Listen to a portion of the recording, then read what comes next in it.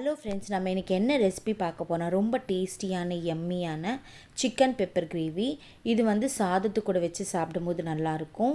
சாம்பார், அதுக்கப்புறம் ஃபுல்கா, சப்பாத்தி, நான், தோசை, இட்லி, ஆப்பம் கூடலாம் வச்சு சாப்பிட்டா சூப்பராக இருக்கும். இது வந்து செமி கிரேவியாக நம்ம பண்ணலாம், வேணும்னா டீப் ஃப்ரையாக கூட பண்ணலாம். இது ரொம்ப சிம்பிள் இன்க்ரீடியன்ஸ், ஆனால் ரொம்ப டேஸ்டியாக இருக்கும்.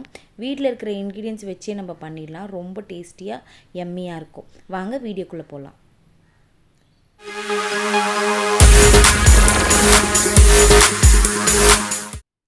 இதுக்கு வந்து நான் 1/2 கிலோ சிக்கன் எடுத்திருக்கேன். நல்லா 4-5 வாட்டி வாஷ் பண்ணி எடுத்து வச்சுருக்கேன். இதுக்கு வந்து ஒரு 4 பெரிய வெங்காயம் ஃபைனாக சாப் பண்ணியிருக்கேன்.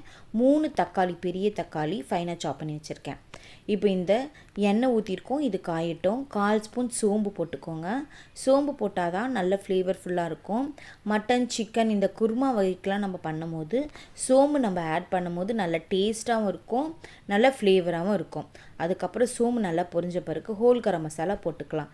நம்ம அந்த ஹோல் கரம் மசாலாவில் என்ன இருக்குமோ அதெல்லாமே நம்ம கொஞ்சம் கொஞ்சம் போட்டுக்கலாம். பட்டை, லவங்கம், கிராம்பு, அந்த அன்னாச்சி மொக்கு, கடல் பாசி இதெல்லாம் போட்டுக்கலாம். அப்போ தான் உங்களுக்கு இந்த சிக்கன், மட்டன் பண்ணும்போது நல்ல உங்களுக்கு ஃப்ளேவராகவும் இருக்கும், அந்த கவுச்சி வாசனையும் இல்லாமல் இருக்கும். இப்போ இது நல்லா பொரியட்டும்.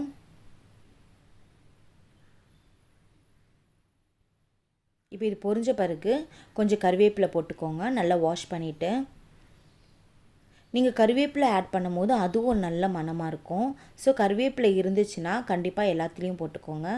முடிக்கும் ரொம்ப நல்லது, அதில் அயன் கண்டெய்ன்ஸ் எல்லாமே நல்லாயிருக்கும். இப்போ இது நல்லா பொரிஞ்ச பிறகு நான் வெங்காயம் பாருங்கள், தக்காளி, அதுக்கப்புறம் 4 பச்சை மிளகா ஸ்லிட் பண்ணி வச்சுருக்கேன்.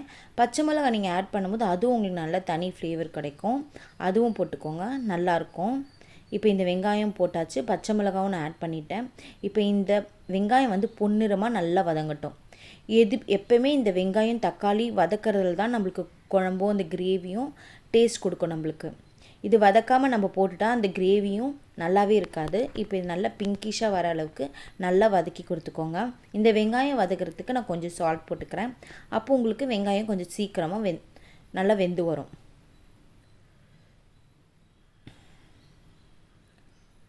பாருங்கள், அந்த உப்பு ஆட் பண்ணும்போது அப்படியே கலர் சேஞ்ச் ஆகுது. எப்பவுமே வெங்காயம் போடும்போது கொஞ்சம் சால்ட் போட்டு நல்லா நீங்கள் வதக்குனீங்கன்னா நல்லா வெங்காயம் வந்து சீக்கிரமாக வதங்கிடும்.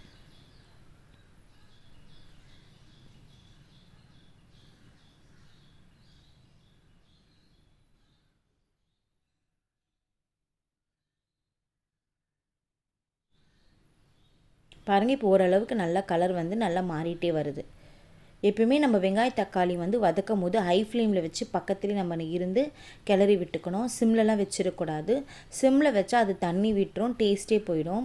எப்பயுமே ஹை ஃப்ளேமில் வச்சு தான் நம்ம எல்லாம் வதக்கலும் நம்ம செய்யணும்.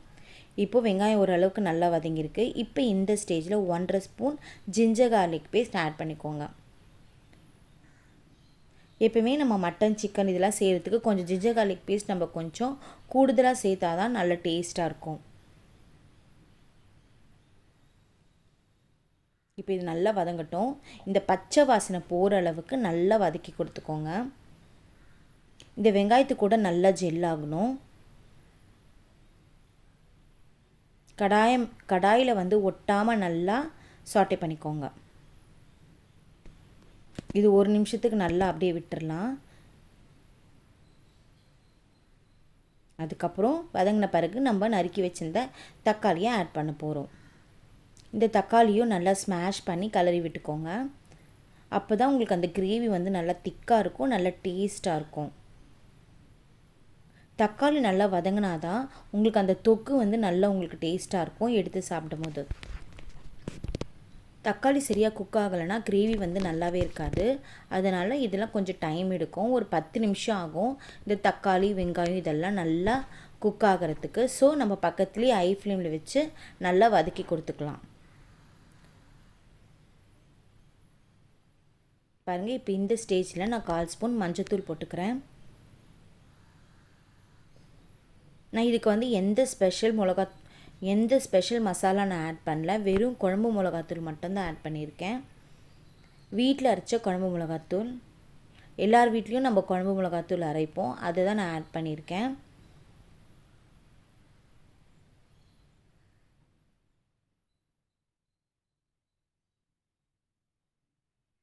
இந்த ஒரு பொடி போதும், எல்லாத்துக்குமே நம்ம சேர்த்துக்கலாம். நான் 1/2 கிலோ சிக்கனுக்கு 1½ ஸ்பூன் குழம்பு மிளகாத்தூள் ஆட் பண்ணிக்கிறேன். இப்போ இது நல்லா மிக்ஸ் பண்ணி கொடுத்துக்கலாம்.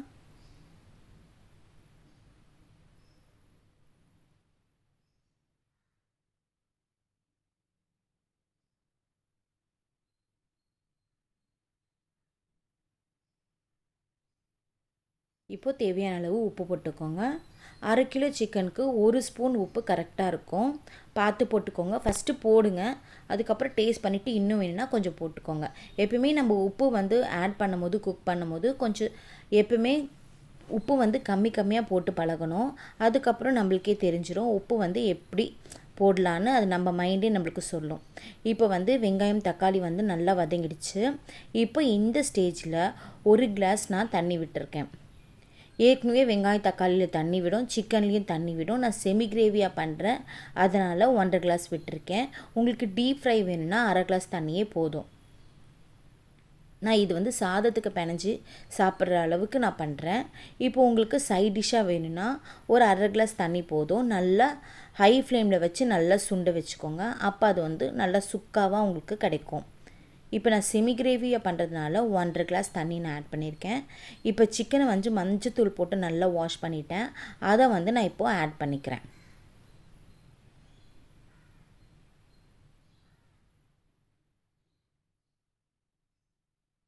பாருங்கள், சிக்கன் போடும்போது எவ்வளோ தண்ணி விடுது. இப்போ இதை நல்லா மிக்ஸ் பண்ணிக்கோங்க. சிக்கன் வந்து 20 நிமிஷத்துலேயே நல்லா குக் ஆகிடும். அதுக்கு மேலே போட்டிங்கன்னா அது ரப்பர் மாதிரி ஆகிடும். ஸோ சிக்கன் வந்து குக்கிங் டைம் வந்து 20 மினிட்ஸ், அவ்வளோதான். ஹை ஃப்ளேமில் வச்சு நல்லா கலரி விட்டுக்கோங்க. கொஞ்சம் தண்ணி வற்றின பிறகு சிம்மில் வச்சுருங்க. தட்டு போட்டு மூடி சிம்மில் 20 நிமிஷம் விட்டிங்கன்னா சிக்கன் பஞ்சு போல் சூப்பராக நல்லா டேஸ்ட்டாக குக் ஆகிடும்.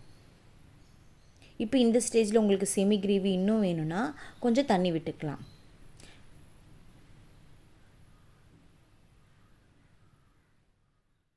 இப்போ இது நல்லா மிக்ஸ் ஆகட்டும். பாருங்கள், இப்போ தட்டு போட்டு மூடிடுறேன். மூடிட்டு 20 நிமிஷம் சிம்மில் வச்சிடுறேன்.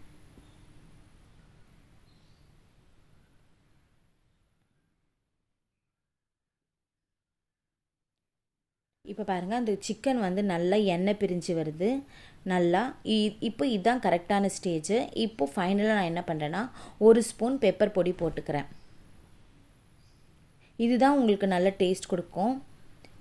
சுக்காவாக வேணும்னா இன்னும் கொஞ்சம் ட்ரை பண்ணிக்கோங்க தண்ணியை. இப்போ ஃபைனலாக கொத்தமல்லி போட்டு கார்னிஷ் பண்ணிடுறேன். இதே மாதிரி நீங்களும் செஞ்சு பாருங்கள். இந்த ரெசிபி உங்களுக்கு பிடிச்சிருந்துச்சுன்னா எங்கள் சேனலை சப்ஸ்கிரைப் பண்ணுங்கள், கமெண்ட் பண்ணுங்கள் அண்ட் பெல் பட்டனை தட்டி விடுங்க. இதே மாதிரி புது புது ரெசிபி வந்து நான் வந்து அப்லோட் பண்ணுறேன். என் சேனலை சப்போர்ட் பண்ணுங்கள். உங்களுக்கு ஏதாச்சும் வேணும்னா நீங்கள் அதுவும் கமெண்ட் பண்ணுங்கள். ஏதாவது எந்த டிஷ் உங்களுக்கு வேணுமோ அதை கமெண்ட் பண்ணுங்கள், அதையும் நான் செஞ்சு தரேன். இது வந்து ஒயிட் ரைஸ் கூட வச்சு சாப்பிடும்போது அல்டிமேட்டாக இருக்கும். நீங்களும் இதை செஞ்சு பார்த்துட்டு எப்படி வந்துச்சுன்னு நீங்களே கமெண்ட் பண்ணுங்கள்.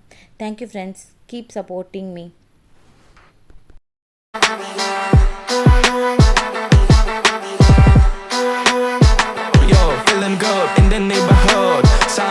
Shining up in my childhood. Yo, feeling good in the neighborhood. Sun be shining up in my childhood. Yo, feeling good in the neighborhood. Sun be shining up.